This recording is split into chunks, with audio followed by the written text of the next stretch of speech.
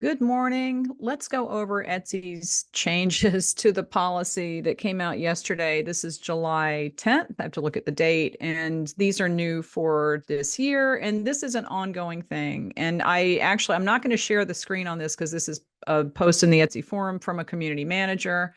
And she said that this is going to be growing, like they're going to be working on this over the next coming months.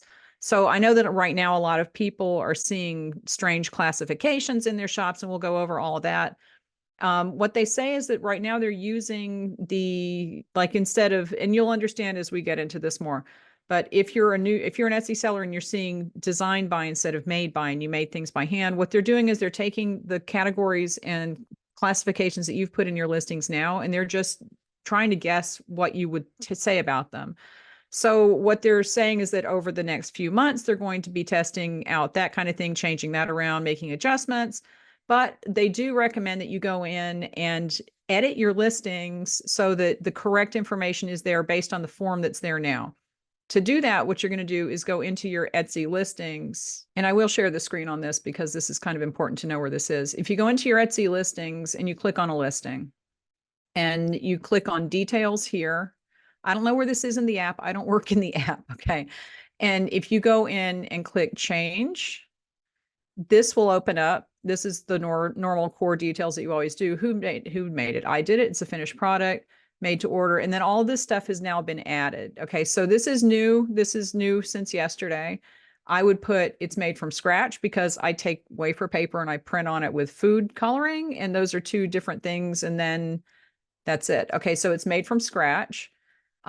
These are the other options. Okay. And we're going to go through all these in the next videos that I do, but this is what they're recommending that you do this now so that they can help classify your items the correct way.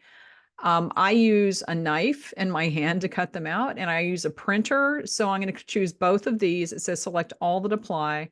So for this product in that listing, this is what I would choose.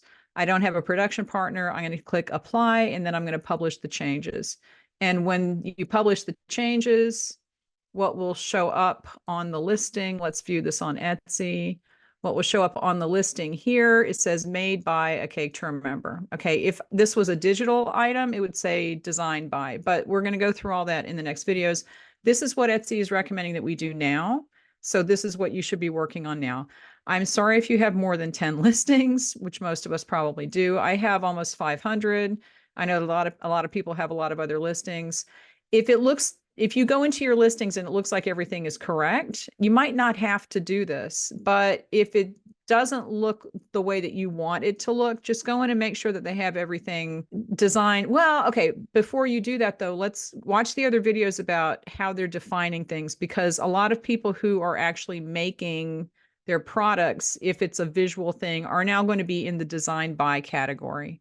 We'll talk about that in the next video as we go over the full thing, just a quick overview.